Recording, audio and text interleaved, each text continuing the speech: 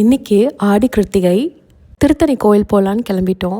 ஆடி மாதத்தில் திருத்தணியில் தெப்ப திருவிழா அப்படின்னு ஒன்று பண்ணுவாங்களாமா. இதுதான் எங்கள் ஃபர்ஸ்ட் டைம் அங்கே போகிறது. போகும்போதே வானத்தில் கருமேகம்லாம் சூழ்ந்து மழை வருமோன்னு நினச்சோம். அதுக்கேற்ற மாதிரியே மழை பெஞ்சிருச்சு. அப்புறம் திருத்தணி போய் ரீச் ஆனதும் மழையெல்லாம் நின்றுச்சு. எவ்வளோ கூட்டம் பாருங்கள், பயங்கரமான கூட்டம். இந்த மாதிரி தான் துலாபாரம் மாதிரி காவடி 2 சைடும் எடுத்துகிட்டு வருவாங்க பக்கத்தில் இருக்கிற ஊர்களில் இருந்து. எனக்கு இது புதுசாக இருந்துச்சு. அப்புறம் பேரிக்காய் நிறைய விற்றுட்ருந்தாங்க. ஸ்மெல்லும் சூப்பராக இருந்துச்சு.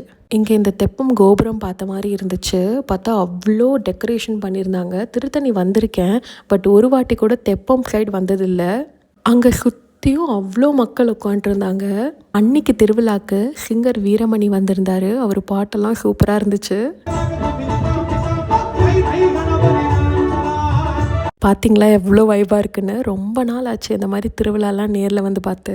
இப்போது திருத்தணி மலையிலேருந்து முருகரை கூட்டிகிட்டு வராங்க. முருகர் அந்த பல்லாக்கில் மெதுவாக நெருங்கி வர வர முருகா முருகான்னு என்னை சுற்றி இருந்த ஒரு சவுண்டு வந்து என்னை ஒரு மாதிரி பண்ணிருச்சு.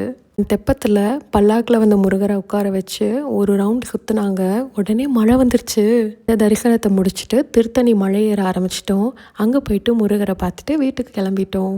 நீங்கள் இந்த திருவிழாவுக்கு போயிருக்கீங்களான்னு கமெண்ட்டில் சொல்லுங்கள்.